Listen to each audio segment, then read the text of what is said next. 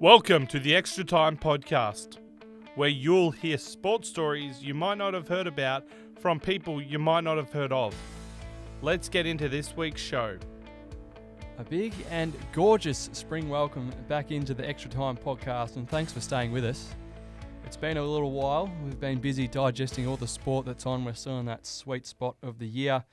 AFL footy might be gone in terms of the men's competition, but the women's one is fired up. We've still got NFL, a lot of rugby union going on with the World Cup, cricket, and much more as well to get into this week on the podcast. And as usual, I'm joined by my great friend Mark Woods. How you going, Mark? Oh, I'm good. It's been a big 3 weeks since the Grand Final and since our last show, and I think sport never sleeps, but I think we needed to after that electric Grand Final. Yeah, certainly one of the best we've had, I think, since 2018 at least. Maybe Collingwood just have to be in it or something like that. But another close one. We haven't had one like that, since 2018 when they lost. So it was good in a way to see Collingwood get over Brisbane, but it's probably what we did expect, which is for the first time in a long time, you could say they're the definite two best teams in the comp, and it was definitely going to be close, and it was. It was everything anyone could have asked for. You were there. You probably understand what the crowd was like more than I did, but the teams and how well they played, neither of them could really complain. I mean, Brisbane obviously lost the game in the last few minutes, but it wasn't for lack of trying. It wasn't because they didn't show up. So the AFL can be absolutely chuffed with that. It was brilliant. And how was it to be there? First off, I don't know what you're actually saying. It was good that Collingwood won, but it was electric being there. Collingwood being in the Grand Final, it definitely had a different spark to it.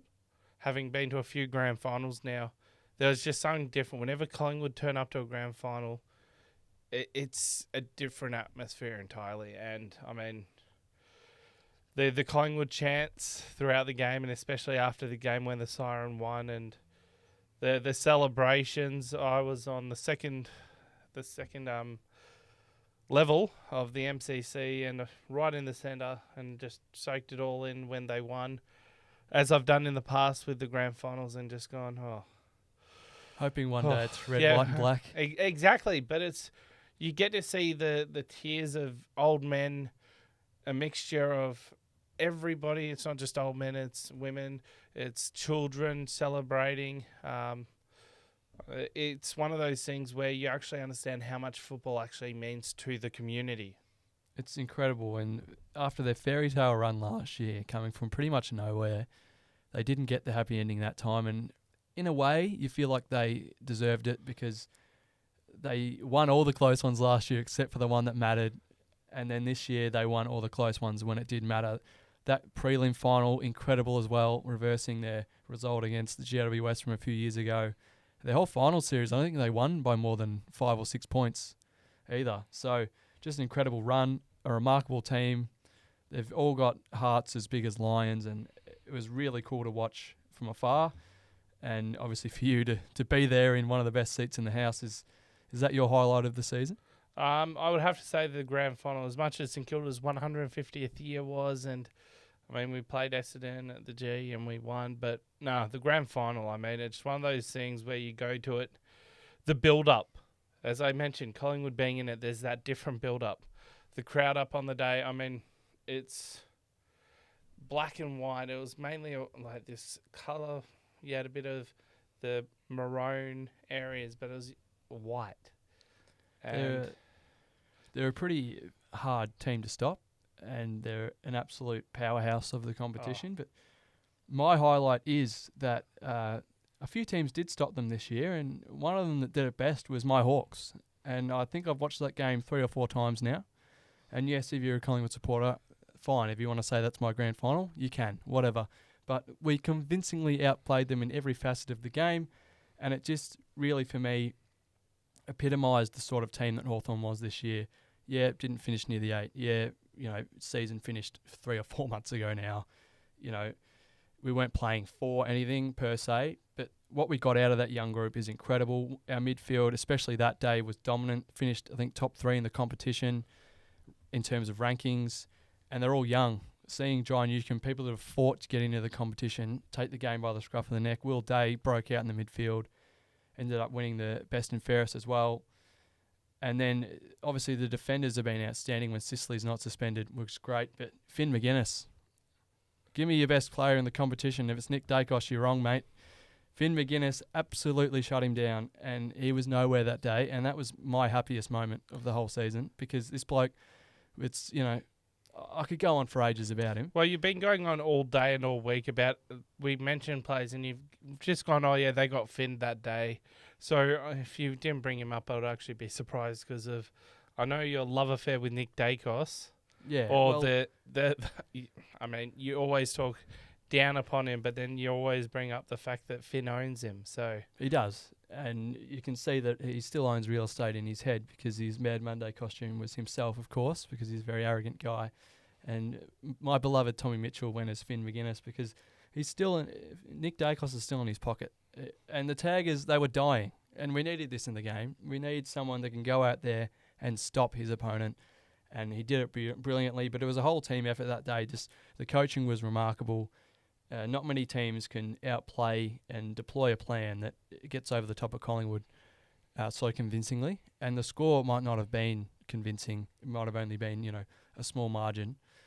But the way that we played, and if you watch that, it just gave me so much excitement for the future.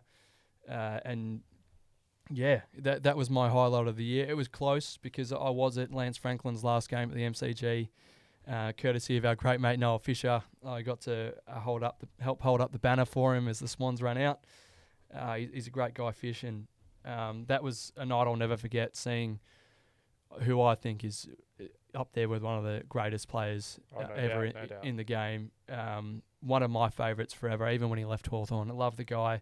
He's done so much for the game, and he's kicked so many goals. And that night, he kicked a pretty remarkable one. I was at the other end, but being so close to him when he ran out, that was a highlight for my year as well. But yeah, it was a remarkable year. We had a few new things happen. Just to gloss over a few standouts for the year, we had Gather Round over in Adelaide, where all clubs played their games in one round in the state of South Australia, which was a ripper. My Hawks had a heartbreaker up in Norwood against the Giants, and there was really good games all around there.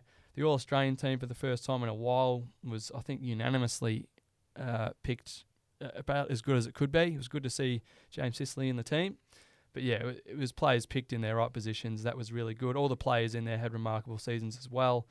And then the awards, Zach Butters got a few as well. He had a remarkable season. I thought he would have polled more in the Brownlow, but he cleaned up there. Bontempelli as well. And obviously Charlie Curnow was dominant, winning the Coleman medal again. And the Blues, well, they're a big season. They're a big story themselves. So that was massive. And I just think it's one of the best seasons all round of AFL footy we've seen in a while, just for how close it was throughout the top 8. And when those finals came around, I know your boys might not have shown up like they wanted to, but anyone in that top 8 was a real genuine chance. Like we say it every year, anyone can win it in the top 8. But I think this year, a lot more than others, almost pretty much everybody in that 8 was a genuine contender, because there was no flat-out standout top 2 or top 4. Yeah, Brisbane and Collingwood were great, but I really enjoyed it. Yeah, but you say that, and I think it actually epitomises the fact that you had the 2 preliminary final losers actually came from outside the top 4. So GWS and Carlton, they were 5th. Carlton were 5th, and GWS were 7th. So it actually goes to show that you're right, anybody could have won it. GWS only lost to Collingwood by... I think it was a point. Yeah, point. So imagine GWS versus Brisbane Grand Final day. It would have been totally different atmosphere. Yeah, and it still would have been close, which shows that the league's in such an amazing spot. And I mentioned all the award winners, all the new things they're innovating with. I just love where it's at. And even though it's long gone now in terms of having men's footy on the weekend, you already can't wait for it to get back started. But a lot's happened in these few weeks since the grand final, Woodsy. Yeah, well, I mean, we've just ended trade period. 34 players have moved to a new home. From my Saints front, Jade Gresham, Billings, and Nick Caulfield have moved on. It's heartbreaking. I know a few people who had Jack Billings as their favourite player, and they were heartbroken. They were devastated when the news broke. But Liam Henry and Paddy Dow, I mean, they get a new life. Paddy Dow spent some time in the VFL over the years, got into the senior side, and it's going to be exciting to see him with Sauce, who drafted him initially. And I think Sydney, I'm going to actually go as the surprise packet for this year's trade period. I know Essendon made quite a few moves with free agency, including Mackay, the Ben variety, and getting pick 3 to North Melbourne. And my man Xavier Dersma is coming back home to Victoria, foster boy. For a very late move, that one. But yeah, your club, last 24 hours, brought in Jack Ginnivan, premiership player. Will be seeking permission to go to the races from now on to Sam Mitchell. But Chol Coast, no more. Now Cholthorn? What do you think about that? Or can you think of a better name for that? Yeah, well, first of all, I guess it's very popular, and you can see that it's getting increasingly popular, the whole trade period. It's now sponsored, and it's a genuine eye catcher in terms of all the media it gets, and there's trade radio and the like. I know you've been helping out with that, and for me, I've never been into it. I'm one of those people that doesn't really care about all this speculation and everybody sharing all this stuff about, this player's going this way, can we get this player? To be honest, I couldn't care less, mate. Usually at this point of the year, the grand finals happen, I'm all right, footy's done. The only footy that's on is AFLW, brilliant. I'll watch that when it's on because it's great footy. And then I'm watching NFL. I'm watching NFL, NBA, F1. I don't really care about all this hearsay that's this guy's going here, this is going to make us better. Mate, if you ask me about any of this, my answer is usually whoever's rolling out round 1 next year in the brown and gold, that's when I care about who's out there and who we got then. Then I'll think about it. But if I do have to give you an answer, I love what we've done. Yep. And a lot of people might not like this. I've talked to a few Hawk supporters around the SEN offices the other day, and they threw me a bit of stick for saying this, but I'm really going to miss Brandon Ryan. I love sticks. A lot of people have actually said that. I was listening to the radio, and that's the one player that was consistently brought up as like, we're actually disappointed to see him move on. So yeah, well, you're not the only one. He might not be very heavy. He might actually just be a little stick, but he was great. He's got potential. I thought he could be generational for us, and he backed himself taking marks. He was good using his body. It's a great kick for goal. So I reckon he'll get a few games up at Brisbane and they'll help him out. But I think if it was anybody else, I'd be really mad. But it's Jack Gunston, and for what he's done for our club, what he's been through the last few years, you're welcome him back every day of the week. I love him.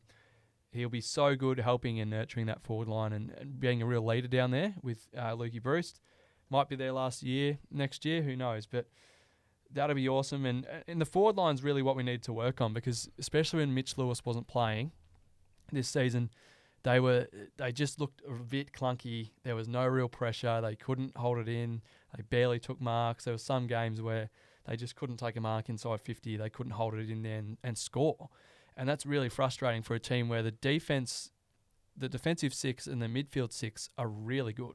Like, they're really coming along. That's frustrating. So to come out and get Ginnivan, he's going to be awesome, and he's going to cop a bit because of the sort of person he is. I think that's all of that is all because he was at Collingwood. I think when he comes to Hawthorn, he'll be a great guy and everything. I think he's awesome, and he'll play really well with Luke Bruce, who's you probably couldn't learn off a better small forward. And Mitch Lewis is only getting better, and then Marbior Chol, who I think you mentioned Cholthorn. I'm not really a big fan of that. I think Marbs needs to earn his spot. I don't think he's we've come out and recruited you to be our big boom full forward. Mitch Lewis is our generational full forward. He needs to work with him and learn how to work around him if he wants his spot. Yes, he's a pretty talented tap ruckman as well. But when you got Gunston, who's probably going to come straight in, I think he's going to have to work for his spot. But we also got Massimo D'Ambrosio as well. Great skills off halfback. He'll be great. I think he'll get a few games. So it's very exciting. I think we'll make a big leap next year. But again, as much as I just talked about it then, you can't really say much until round 1 next year. So that's when I'll be looking out for that. I'm going to ask you a question now, though, without notice, in terms of the AFL trade period. Are you like this with every other sport, though, like NBA, NFL? You don't care, you just want to see them out on the field, or are you just AFL related and you don't care? I get into it, but it doesn't run my life like it does with a lot of people with AFL trade period. Yeah.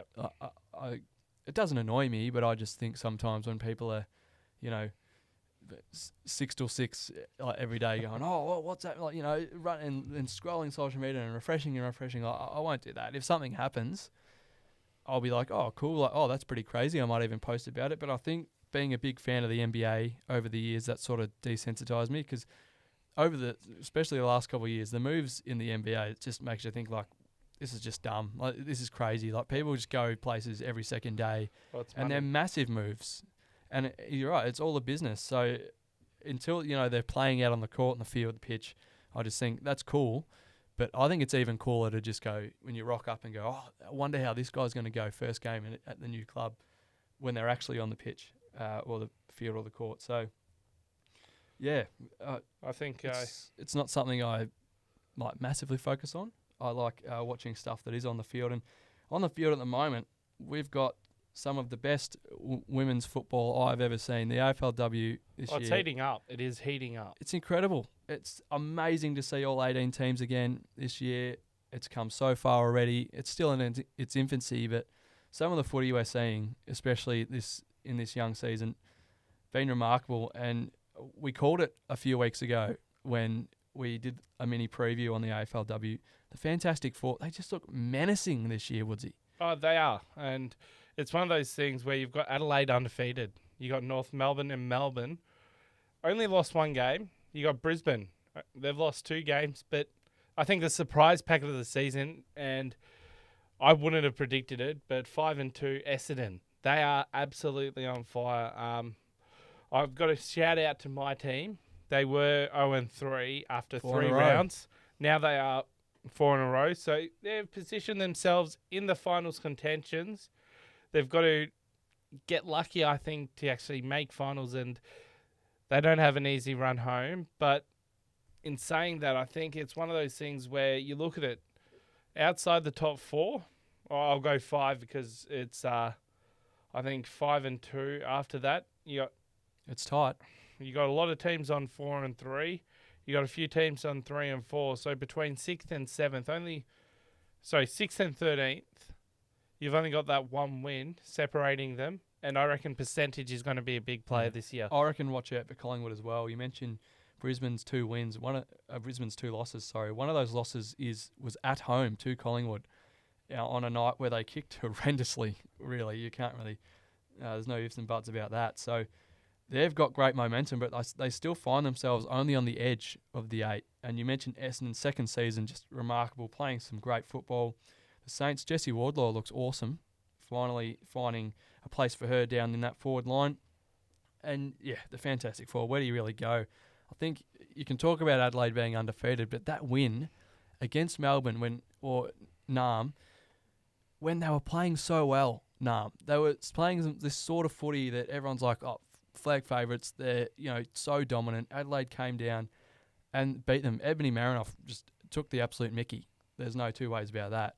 So it's wide open between those top 4. I'm still not counting Brisbane out. They can play some great footy. They just have to hit their straps once again this weekend, which is going to be an absolute belter. It's qualifying finals preview weekend, really. We've got Adelaide and Brisbane, up in Brisbane or Ipswich, if you want to be precise, at Brighton Homes Arena, and then you've got North Melbourne and Nam. It's just you got footy everywhere. Everywhere you look, it's going to be remarkable. Your Saints make the trip over to Perth as well, I think, and my Hawks are heading up to Gazaley Stadium on Friday night to face Richmond. So there's going to be great footy everywhere this weekend. I think one of the biggest talking points, though, is you talk about there have been action-packed games throughout, and it's starting to really get that momentum. I think you talk about you've got a qualifying finals preview. I mean, you've got Essendon playing West Coast, so once again, Essendon have the chance to actually cement themselves in the top 5. West Coast don't like playing teams that are good. Well, apparently. But, I mean, you've got Collingwood playing Geelong, who are 8th and 6th, and you've got the Western Bulldogs playing Sydney, so you've got some actual matches that outside the top 4. In the next few weeks, it's going to be amazing. The Doggies girls are still without a win, so they'll be really hungry. It's got nothing to do with their coach, former great of St Kilda. And the Swans got upset by my Hawks' first win interstate for the Hawks last week up in Sydney. So that was great. So that's another one that's going to be close as well, I think. The Bulldogs might not be playing great footy, but you got to go and win a game in the season, especially when you're a proud club like the Bulldogs are. So, yeah, stories everywhere you look in the AFLW this weekend, and make sure you tune in. Yeah, with 2 more weeks to go. So 3 more weeks. After this week, it's obviously 2 more weeks, and then finals. And it's going to be one of those final series where Adelaide, will they be undefeated at the end of the year, or who can knock them off? And could it be a team outside the top 4 in Essendon making their play for it? It's one of those things I'm excited about, but I'm also there scratching my head on Melbourne going to actually go back to back, or is it going to be a new contender? Yeah, and another competition where there's a clear favourite and a clear top dog, but there's challenges as well, is the Cricket World Cup, which is going on at the moment in India. And last episode, you remember we did a bit of a preview with our cricket whiz Noah Fisher. And stick around and make sure you keep your eyes out across our socials. There might be an article coming from the Fish on our chances for the rest of the tournament very soon. But as we are without him, we'll just touch over it for a few minutes. And it hasn't been great for us. I did say last time we were on the podcast that we don't have the best start. It's not going to be an easy one, and it definitely wasn't. We played India first up, and really we should have won that game. And I know you can say that about every game of cricket. It's that sort of sport. But we didn't post the best total, but we had them 3 for 1. And then a fella named Virat Kohli came out to the crease with Shreyas Iyer, and then it all went downhill. They've got batting everywhere. Kohli, Iyer, who else has come in? I think it's, even Rohit Sharma, who were able to get for pretty much nothing. I think they had 3 ducks. Didn't matter to them. They absolutely steamrolled us. And then we played South Africa, who we'd been playing 5 times in South Africa. You'd think we know how to, get used to their quick bowlers and their bowling setup, but we couldn't. Convincingly lost that one as well. So we're 0-2 quickly. But then luckily the other night against Sri Lanka, we were able to, after giving up 127 runs, no wicket, we were able to pull that one back thanks to an Adam Zampa masterclass. He's found himself in a little bit of form, which would be really important because spin is just so king in India, as everybody knows. And he's the leader for us. He has to take wickets in every game we play for us to have every chance. I'd love our batting to improve a little bit. We got 50s from Marsh and Inglis, who's batting pretty well after coming in for Carey, who couldn't make a run to save himself. But I think that the top 5, they need to produce runs, and Zampa needs to take wickets and we'll be a little bit okay. But keep your ear out for Fisher's thoughts on that. Obviously, he's the cricket whiz. I can just give my opinion, but it's going to be tough. I think every game from now on, for us, for Australia, who currently sits well outside the top 4, has to be a win. It just simply has to be a win. Every game's a knockout from now on. And, well, as you would know, obviously, if we do win every game from here on out, we'll be in those finals. But New Zealand and India, they look incredible. Pretty sure they're undefeated at this point. They are. They've New Zealand have played 4 games, and India, at time of recording, have played 3. They're playing, I think, Bangladesh in their next game tonight of recording. Australia play Pakistan Friday night. So I don't necessarily agree with you that every game's a must-win game. However, I think every game you got to show up. I mean, we've already played India; they're on top. The New Zealand game, okay, I'd be okay to lose that. But the other games, I mean, we're going to have to. I think it's the top 4 progress. Well, I think if it's is it the top 4 that progress? Yeah. Then I reckon you've got to. We've already lost to South Africa. You've got to. I think if we come out and beat Pakistan, we are genuinely back on, because that's going to be tough. Like, they got beaten by India, which was a massive game, obviously, for a lot of reasons. But if we come out and beat them in conditions that are heavily going to favour them, then the momentum and just the confidence that will give Australia, because you can see those first 2 losses were so demoralising, especially after the South Africa one. Even Pat Cummins had his head down, just not expecting what had happened to them, not playing to their confident and strong ways. So I think if we're to come out Friday night, big game, Pakistan, get a second straight win, that'll go a long way. I'm not going to say we're going to go undefeated for the rest of the tournament, but it'll go a long way to giving us at least a chance. But you're right. Maybe we don't have to win each one because there is a likelihood of upsets, which we've seen already. Your team. Your team So actually. I'm very proud of my Dutch family history, my Dutch heritage, and the Netherlands cricket as a cricketing nation has just come so far. I remember in 2015 when I was really, really invested in that World Cup. It was on our shores. We obviously took that one out. But back then even, and that was only 8 years ago, the Netherlands were one of those nations that was literally scraping, fighting to even be considered for qualification. Yeah. And then to come out last year in the T20 World Cup, smash the qualifying, beat South Africa in that game at Adelaide Oval in that World Cup. They came out in India the other night and beat them again in the big World Cup, in the one-day World Cup. Now, I've got to just interrupt you here. I think my link to the Netherlands cricket team, I'm from Blackburn. I make that known. Someone else who's from Blackburn, Scott Edwards. The Dutch captain. Yeah, tell me about him because the Australian-born Dutch captain who was man of the match in that game against South Africa. He's an incredible guy, and I was talking with a few of my mates the other day. It's great. I absolutely love his story because he's a guy his nation's in trouble. They would have been 6 for not much, needing someone to come out when they're 6 for 120. Let's say I don't know the actual score. You can flame me for that if you want, but nation's in trouble. He's coming out as a wicketkeeper at 7, needing a score. He reels off 78 not, and they post a total that's defendable at around 240. And then they come out and bowl out South Africa for 207 and win. And then, after doing that, and after the World Cup's over, he'll just come back down to Blackburn and just play a bit of club cricket down in Melbourne. And he'll be sitting there with his mates in the sheds, just having a laugh about. The other day, I was over in India at the biggest cricket tournament in the world, and now I'm just playing some bit of club cricket down in Melbourne. It's a great story. He's a great guy, Scott Edwards, and he leads the Dutch team so beautifully. And my favourite thing about it is the song, and they absolutely belted it out. If you haven't heard it, it's the We Are From Netherlands, and it's in the We Are From Tigerland tune. It's a great one. Well, it would be because of Scott Edwards being a Richmond tragic. So I think brilliant. one of those things, I love how the AFL sense of those AFL songs, you can see it around the world in the Netherlands, and you get that link. It's one of those, oh, wow, there's actually the Australian link. You got to go for them then. Yeah, it's brilliant. And those sort of upsets can set up teams that aren't in the top 4 to jump in, because teams like South Africa, they lose that win. They don't get those points.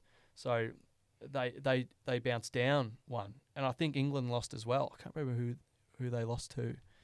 It might have been Bangladesh or something like that. So they're able, teams like that can have slip ups. And it was actually Afghanistan. Afghanistan, that's right. So all we need to do is capitalise on that and win the games that are in front of us, and don't drop games against Afghanistan and the Netherlands and stuff like that. Yeah. And then you're right back in the fight. I don't think that can get us as high as, the Indians. Oh, you and won't New be Zealand's. top 2. I think New Zealand, India will be top 2. And I'm going for New Zealand just because they haven't won it before. I'd love to see the story, always the bridesmaid, never the bride. I think this is the time for New Zealand. This is the time for them. Especially when last time it was, you say heartbreaking, but it's beyond that. It was something that you'll never, ever see again. Like the way they lost that World Cup. Everyone that knows cricket will know what happened and what resulted and how, and the heartbreak that these New Zealanders go through. And then they went into the World Test Championship final a couple of years later. They lost that. All the time, it seems that all the time they're coming second. You're right, and they just don't really deserve it.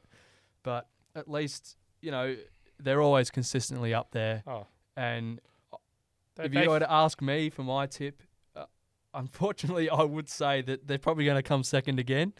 But I actually think that they're the team that can get jumped in a semi-final, because is this the third time that they would have come second then? Consecutively, yes, it would be. They played us in 2015. They did, yeah. Yep. So, that would be a heartbreaker. But I think they're the team, if someone's going to get beaten in a semi by an underdog, I think it would be New Zealand. So my pick would be India. I know it's the easy pick, home conditions, but their team is remarkable from top to bottom. And even the people they can bring in just for a game or two, remarkable as well. Virat Kohli, he will just show up in every single big game. No doubt about that. Same with Bumrah. And sometimes, and a lot of the time, they're not even the two players that have been the best. You've got Ravi Jadeja, people don't talk about outside of India. You've got Shreyas Iyer, who I think is one of the best short-form batsmen in the world at the moment. You've got KL Rahul, and then you've got, Rohit Sharma, who's got the record for the highest score, I'm pretty sure. He's made 250. So they're going to be so hard to beat that I would not be surprised if they go undefeated and win the whole thing. So is the dominance of their conditions and the team and the place they're in at the moment. But another team that was pretty dominant, but they had to do it in comeback fashion, the Penrith Panthers, 3 Peters, but they did it in a sort of fashion that I don't think I have seen for as long as I can remember. I cannot remember another time in recent history, or almost my life, where I've been watching a game and I'd been so sure that one result was going to eventuate that I was so absolutely and mind-numbingly gobsmacked when all of a sudden it was slipped away and the other one just came about, and it was so sudden and so quick, and it was bang, bang, bang, and all of a sudden the Broncos, who thought they'd had their hands on the cup and they were lifting it, well, they were was gone. They were 24-8 up after 62 minutes, or almost 63 minutes. So 17 minutes. 17 minutes. The final score was 26-24. So I'm trying to do the quick maths here. That's 18 points in 17 minutes. Like, I actually don't even know what you're supposed to say, because, for all the rugby league I've watched, and admittedly it's not a massive deal because obviously we're from Melbourne.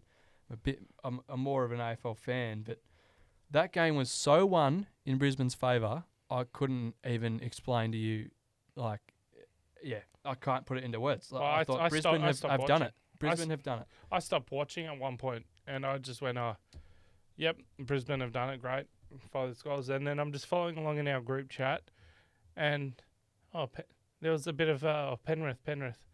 I've tuned it back about after their first try, and I'm like, there's no way they can do this. Surely they need 2 tries, especially in grand finals. Because I watch the NRL Grand Final every year, and it's one of those sports like NFL where the decider, the final game, the big dance, it's always so tight. The defense is always so good, so much better than any other game in the season. It's so hard to score. Yeah. So when Ezra Mann just came out and went bang, bang, have another one, bang, I thought, all right, they've broken through. Penrith can't defend anymore. They've broken them open. Even mentally, Penrith would have had to have been going, all right, that was really, really hard to do. Come on, how do we come back? But I think Penrith... They've got Nathan Cleary. I was about to say, Penrith have this secret weapon called Nathan Cleary. And he was... he's got the people around him, like Crichton, that just step up and... And I mean, Jerome Luai wasn't even on the field, who's been great for them as well. He gets a lot of backlash as well. But, and it was that swift and that, incredible of a comeback that even for, Melbourne Storm fans who may not like Nathan Cleary and all the, respect he gets. You have to respect him. I think that's one of the biggest things. Remarkable. One of the best performances I've ever seen to bring your team back when they were so gone. So gone. I was gobsmacked. Full respect to Cleary and the Panthers. They absolutely deserve their 3 in a row, and they will forever be one of the best teams in NRL history. At least, I'm not going to say they're an out-and-out best because of what they achieved, but they'll be talked about. in the NRL period of time. So, not rugby league history because of, as I mentioned, St. George have won 11 in a row, but in the NRL era. So, since 98, they are the best team. And, yes, I'm looking at Melbourne Storm teams as well. Yeah, but they've gelled so well and they've dominated for such a long period of time that I can say, Cam Smith, Billy Slater as being the Melbourne Immortals sort of thing. And then, Cleary is just... it hurts me saying this as a Melbourne Storm fan, but I'm saying I'll go and say Cleary is on that next step now because of his taking his team to 3 wins in a row, which is really hard to do in this modern era. Pretty cool as well to do it with Ivan Cleary coaching as well. And we saw that similar connection with Darcy Moore receiving the Premiership Cup in the AFL from his father, who was unable to win the grand final in his few tries. So for the fans of other clubs in the NRL and the AFL, probably not the best grand final weekend you could probably have. Especially if you're a Brisbane fan. With two of the teams that are universally disliked in both leagues winning really close and amazing matches. But for the neutral fan and the genuine just sport lover that I am, I couldn't script a better weekend. It was so good to watch every minute of both, and I absolutely loved it. But that wasn't the only rugby we had on the schedule, and obviously it's not quite as positive, this one. The Rugby Union World Cup, well, we always had hopes that it would get better, but it never did. Australia knocked out before the quarter-final, and as you mentioned, Woodsy, it hasn't happened very often. Well, it's been the first time it's happened. First time it's ever happened that we've failed to make the quarterfinals. We were reliant on Portugal defeating Fiji by 7 or more, and they only defeated them by 1. So Portugal actually got the miracle win that nobody thought they'd do, but it wasn't enough. But I think the biggest talking point for the Australian side of things has been Eddie Jones throughout. There's been that distraction about the rumours of whether he'll take the Japan coaching role. He's come out and said he's committed to taking Australia to the next World Cup. Whether that's true or not is time will tell. But looking at the semi-finals, they're in place. It's Argentina versus New Zealand and England versus South Africa. And I think four big rugby union nations, and I'm talking to you earlier and you're saying you can't see New Zealand losing in the semis. Yeah, well, I've one of my great mates from back home, his name is Kais. He's a big Kiwi man, and he'd hate for me to tip against them, but that's not why I'm going to tip them. I just think it's the All Blacks. Like they're just built for this, and Argentina are probably the perfect nation to pull off a monumental semi-upset. But I just think the All Blacks are so dominant. They're such a powerhouse. Come out, the haka, all the hoopla and everything around the stadium, which has been great. It's been awesome. France hosting this. It was great to see other countries like Ireland win as well, and then get the whole crowd singing Zombie as well. That was awesome. So, yeah, it's pretty cool to see all the other nations get a bit of happiness, except for us. I think there needs to be a little bit of a restructure and rebuild there. But, yeah, Argentina and New Zealand, I don't see the Kiwis losing. And England, South Africa, how do you really pick that one? I don't think you can. I think they were in the same pool, so I think England defeated South Africa in the group stages. However, I don't think that actually... you can't really read into that. I think it's going to be a case of toss a coin and close your eyes, throw a dart, whatever. I can't actually pick this. It's going to be a massive game. I picked New Zealand at the start of the tournament, but it's who's going to actually come in and face them. They have dropped a couple games throughout the tournament, South Africa. Obviously, they were the ones to lose to Ireland. So, not playing their best rugby throughout the pool stages, the Springboks, but I think they're one of those teams that when the lights are brightest, they'll come and really turn it on, and it would be great to see the Poms go down. So, go the Springboks in that one for me. But it could go either way. Exactly like you're saying. It was Ireland that defeated South Africa, not England. So I was trying to figure out if I was right or not when you said Ireland defeated them, and I went, actually, I think I might have mixed up. England have had a massive campaign, and they defeated 71-0 against Chile. So they know how to score, but then at other times, it was Argentina, that they defeated. I knew they defeated somebody. I was trying to think of who it was. And, yeah, so I can see if I can see an England New Zealand final. I can see an New Zealand South Africa final. I love Springboks though, and unfortunately, I'm going for England because I've got that English half of me that I can't tip against England unless it's against Australia. But New Zealand England for me, and I think it will be an amazing final. I can't see Kiwis losing though. Yeah, very, very hard to beat. Much like India in the cricket, and I think it's time that we head back onto our own shores. And at the moment, it's bowl season. The NBL, National Basketball League, is back in action. It's only early in the season, but what an association this is these days. It's incredible. It's come so far. It's just a factory for producing NBA-style talent. And the league itself is, if you watched it a few years ago to now, it's awesome. Everything that's come about, the way the teams are made up, the local talent, the international talent that's on show, remarkable. And nothing better than seeing Melbourne United at the top of the table. Well, it's a Melbourne-Sydney affair on top. 4-1, both of them. Only lost to the Jack Jumpers. You were giving me a stick earlier about where are Southeast Melbourne Phoenix. So where are they?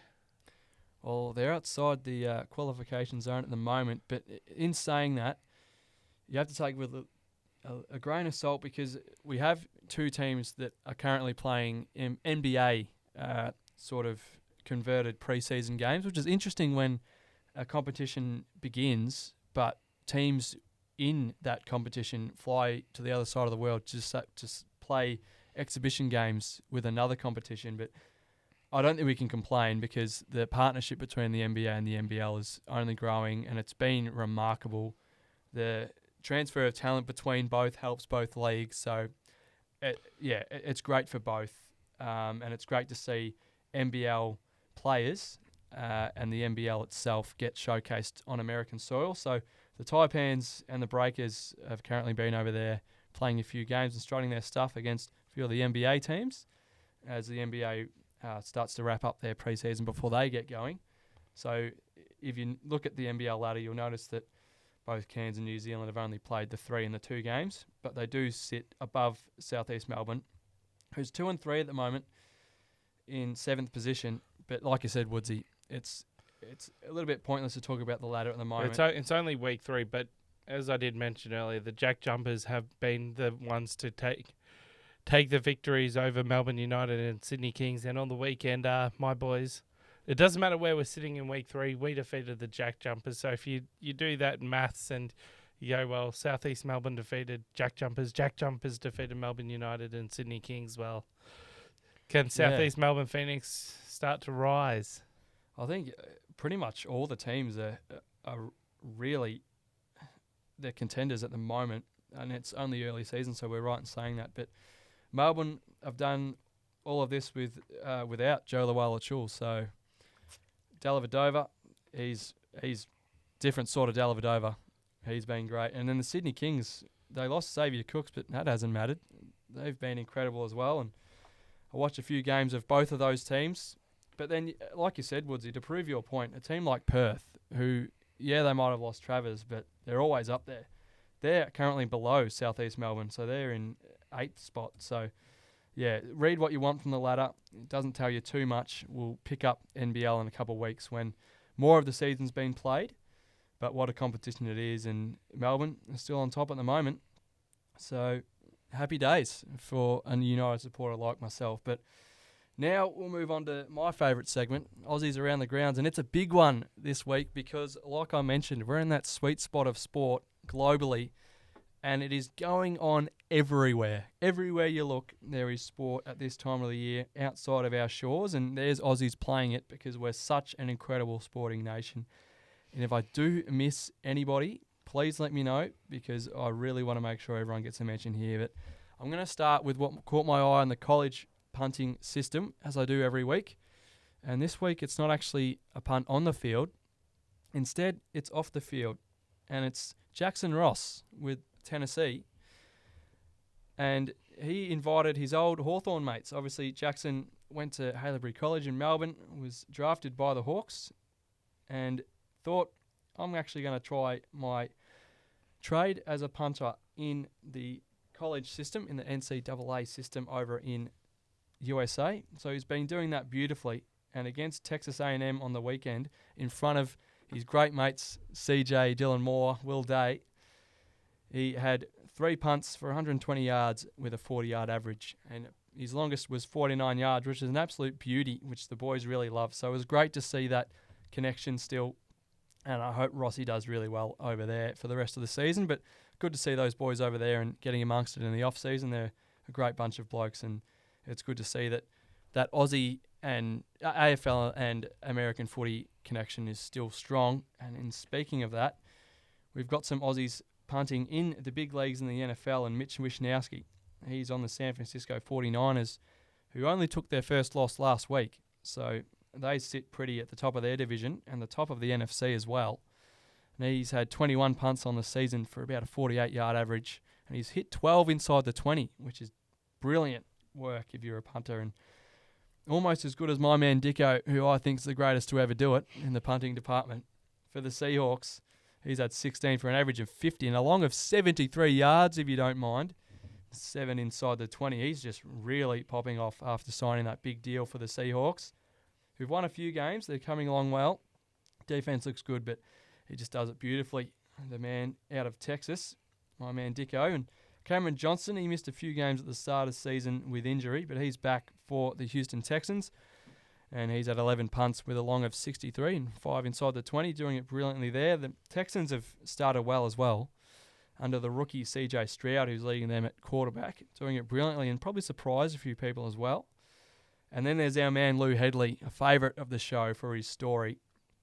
Man with all the tats, he owned a tattoo parlour in Bali, he's scaffolded, went to community college and then went to actual college for 4 years, and now he's punting for the Saints and doing it brilliantly. He's had 31 on the season, so his offense could probably look after him a little bit more and not make him punt so much, but he's averaging 43.5 yards for a 55-yard long and 11 inside the 20, which is brilliant as well. And then we've obviously got Jordan Mailata and Adam Falale, who are offensive linemen, and they're doing it brilliantly. Obviously, Mailata, part of the best offensive line in football for the Philadelphia Eagles, who have also only had the one loss and doing it brilliantly as well. They'll be a contender once again, coming off that Super Bowl berth last year. And Falale for the Baltimore Ravens, who behind Lamar Jackson are going to contend in their division once again. And then there's Adam Gotsis, a defensive end for the Jacksonville Jaguars. He's had 8 solo tackles this year, so pretty hard to do when you've got a line of blokes in front of you trying to stop you from tackling the opposition. But Big Adam gets it done every week for the Jags and doing it brilliantly for them. So the NFL itself, they're through 6 weeks. So 1/3 of the way through the season. If you're not a keen NFL fan, there's 18 weeks, so 6 weeks done. So you could probably have a decent look now. And for me, it's been unreal. Probably one of the best seasons so far in recent time, just for how close it is. There's been some huge upsets, but then there's been some dominant wins as well. So you've really got everything.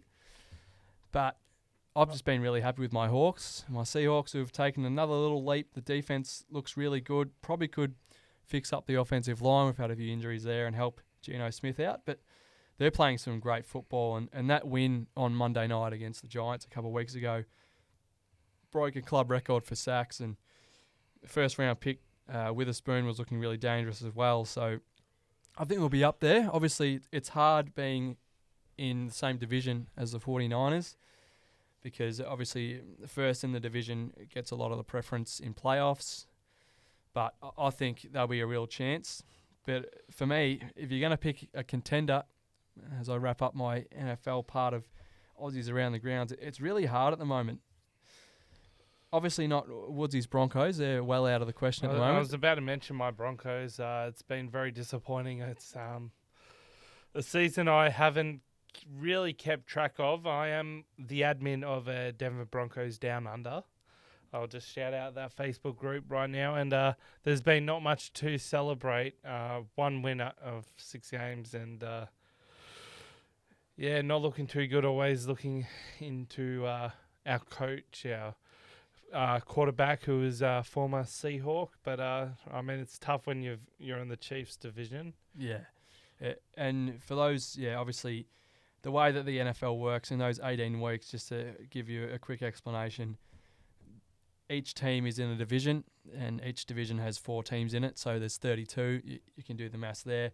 There's 2 conferences, so obviously the Broncos are in the AFC, and their division includes the reigning Super Bowl champions, Kansas City, and you play your division opponents twice a year. So every year, the Broncos play Kansas City twice, which is a little bit of a disadvantage, but I guess if you're good, you're good, and if you're not, you're not. So unfortunately for Denver, they play Pat Mahomes, the Magic Man, and the Chiefs twice a year, and they've already played them once, and they didn't get the win there, so they'll play them again, I think, not this weekend, but the one after, so that'll be interesting. But for me, if I'm to choose a favourite from now on, I'd love to say the Seahawks, but very hard to go against Patrick Mahomes and Taylor Swift and Travis Kelce and the Kansas City Chiefs. I can't believe I just mentioned Taylor Swift. I hate all the media attention that's getting, but who knows? Everyone's got to do it, I guess. This is going to be clipped up now, and just that bit. That's how we're going to go viral. Travis Kelce made her famous. Anyway, the 49ers as well, just on both sides of the ball, I haven't seen a team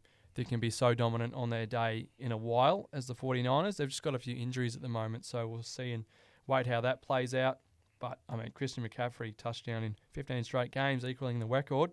Pretty incredible as well. But I like Miami. I like how high-powered their offense is. Their defense can use a little bit of work, but they get Jalen Ramsey back soon. So they're dangerous, along with the Dallas Cowboys, which I might get a bit of flack for saying because they always think they're contending, but they never do. But the Dolphins and Cowboys are dangerous teams, but my favourites are the Chiefs and the Niners as well. But something that is really cool with the link with the NFL. They obviously had a few expansion games over in Europe recently, and a few of those games were in London, and specifically the Tottenham Hotspur Stadium. And it was awesome to see a few NFL teams get around and link up with our man, Big Ange Postecoglou, the man in the Premier League at the moment, back-to-back Manager of the Month, and Tottenham sits at the top of the Premier League table. Boy, that's good to say, because not many people believed in our man Ange before he started going with the Spurs, but he has done so well. Spurs at the top of the table, back-to-back Manager of the Month. I've got to say it again. Doing brilliantly, Woodsy. Oh, he is. When at the start of this season, I don't know how... I'm not a Tottenham fan, but there wasn't the hype about him. As soon as they started to win, they haven't lost a game. They've drawn 2, won the rest. Same as Arsenal. Arsenal and Man City, last year's contenders, sit right next to them, but they are below at the moment. So Ange just has taken a club that lost one of their stalwarts and superstars in Harry Kane, and he's brought them up to the top. And that's just the sort of person he is. He'll be humble as well if asked about it. He'll just be wanting to watch his Blues as he was. But what a great man he is, and just epitomises the Aussie spirit, and it's great to see it in the Premier League as well. Yeah, I don't know what's been better. The fact that you were able to segue from NFL to Tottenham so smoothly, or his performance. I was just checking how many games they've won. So it's been Arsenal and Tottenham are both 6 wins, 2 draws. Man City have actually lost 2. So they've lost points, and it opens it up. And I really think that I hate saying it all the time, but I don't want to see Tottenham with a trophy, but it won't hurt as much knowing that it's Ange actually lifting it up for them. So, yeah, keep going. My team is currently sitting 10th after defeating your team. So I think that's we won't talk about that. That's the one solace I have of English Premier League at the moment. I think they had a break this last weekend for the internationals. Or it could have been the week before. It's also great to see, in speaking of internationals, the Socceroos take back the football, or the Soccer Ashes, from the All Whites in New Zealand. It's playing really well, the Socceroos as well, after obviously their World Cup last year. But yeah, in a great spot, Australian soccer. Obviously with Ange being a trailblazer in the Premier League, but both our national teams as well, doing absolutely beautifully and lifting ashes and trophies you mentioned. Speaking of trophies, Oscar Piastri.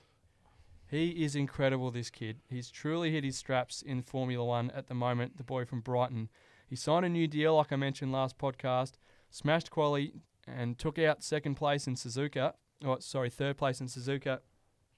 And then He travelled over to Qatar for that Grand Prix, won the sprint shootout, so that's qualifying for the sprint race, which is on the Saturday, the shorter form race for those that aren't keen F1 fans. And then, starting on pole, getting chased aggressively by the back-to-back world champion, Oscar Piastri won the sprint race in Qatar. Incredible.